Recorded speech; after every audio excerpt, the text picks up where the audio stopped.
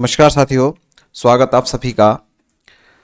जैसा कि आप सभी को पता है EMRS का आंसर की जो है वो आ चुकी है और आपने ज़रूर उसका मिलान भी कर लिया है। कई विद्यार्थियों ने आपत्ति भी जो चैलेंज की है वो भी कर दी है। आप सभी को पता है एक प्रश्न पर 1000 रुपये का शुल्क था। अब अपन चर्चा करने वाले हैं कि आंसर की के बाद में आपका क्या स्कोर रहा है। आप ये मुझे सभी कमेंट्स बॉक्स में करेंगे। जो पोल है उस पर पोल पर आप अपनी वोटिंग करेंगे तो चैनल को सब्सक्राइब करके पोलिंग में ज़रूर भाग लें, जिससे आपको ये पता चल जाएगा कि किस विद्यार्थी कितने नंबर है। तो आप एग्जिट पोल जो है यूट्यूब पर जो अपने चैनल पर चल रहा है उसमें आप ज़रूर भाग लीजिएगा कैटेगरीज वाइज। तो आपने आंसर की का मिलान किया होगा। आंसर की मिलान करने के बाद में निश्चित रूप से जहां तक संभव लग रहा है 2-3 प्रश्नों में अंतर, अधिकांश विद्यार्थी से जो बात हुई है कमेंट्स के माध्यम से, वो 2-3 क्वेश्चनों में दिक्कत आ रही है। हर सब्जेक्ट की बात करें तो इंग्लिश में भी 2 क्वेश्चन के बारे में चर्चा की जा रही है। तो उसके आधार पर अपन सबसे पहले चर्चा बारी बारी सभी की चर्चा करेंगे। सबसे पहले बात करते हैं अपन हॉस्टल वार्डन। हॉस्टल वार्डन के जो विद्यार्थी है वो आंसर की मिलाने के बाद में उनका क्या स्कोर रह रहा है और यदि इतना स्कोर बन रहा है तो वो सेफ है, इसके बारे में अपन चर्चा कर लेते हैं। जी हाँ दोस्तों, आप सभी को पता है कि टोटल वैकेंसी अगर बात करें हॉस्टल वार्डन की 669 अर्थात 669 टोटल पोस्ट थी।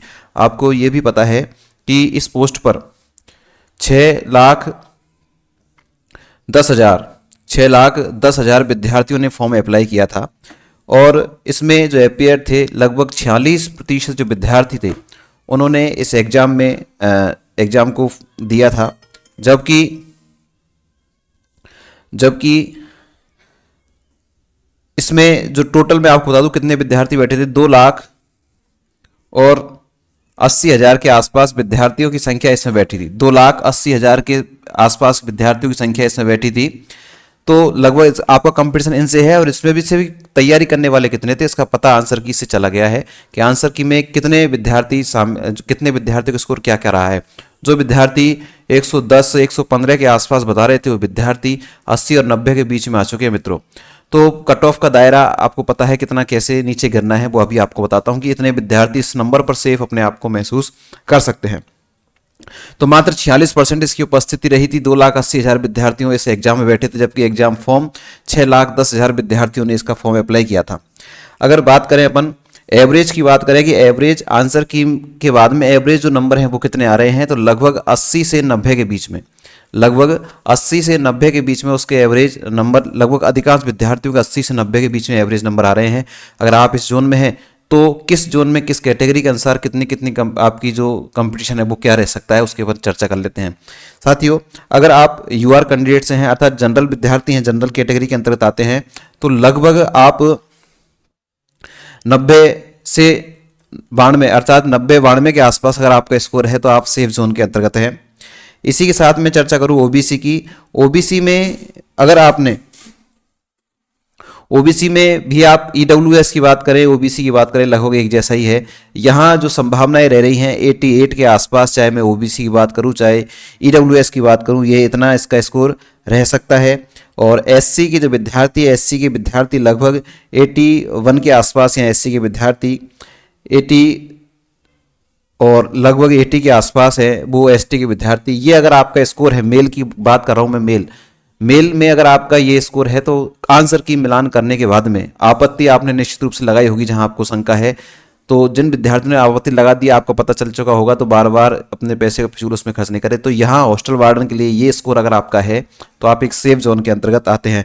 ऐसा ही मोटा मोटा मैं आइडिया मैं आपको जेएसए का भी बता देता हूँ।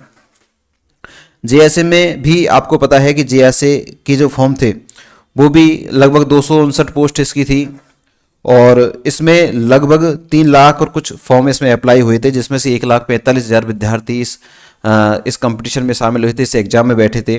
जिसमें बात करूं जेएसए की तो जो यूआर जनरल के विद्यार्थी हैं, जनरल के विद्यार्थी लगभग 90 के आसपास अपने आप को सेफ में मान सकते हैं।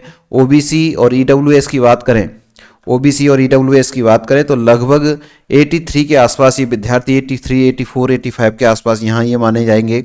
जबकि एससी के विद्यार्थी अगर आंसर की मिलाने के बाद में 79, एसटी के विद्यार्थी अगर 75 नंबर का आपका है तो ये स्कोर भी आपके लिए सेफ जोन के अंतर्गत आ सकता है। आपके कितने नंबर आए हैं ये आप जरूर पोल में भाग लीजिए, चैनल को सब्सक्राइब कीजिए और पोल में आप भाग लीजिए। आपको सच्चाई का पता चलेगा कि जो विद्यार्थी 110 और 115 बता रहे थे वो विद्यार्थी कहाँ पर किस जो है नंबर पर आ चुके हैं। तो आप इस पोल में जरूर भाग लीजिएगा चैनल को सब्सक्राइब करके।